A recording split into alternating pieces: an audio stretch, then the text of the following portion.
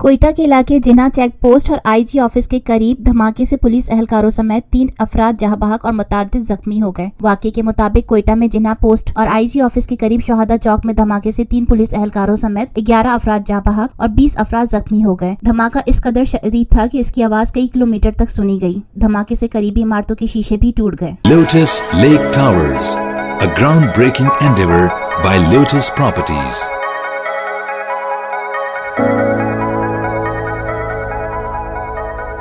मुल्की, बैनुल-अक़वामी, समाजी, सियासी, तिजारती, सकाफती, तफरीही, मालूमाती और खेलों से जुड़ी हर छोटी बड़ी खबर का मरकज TNN TV।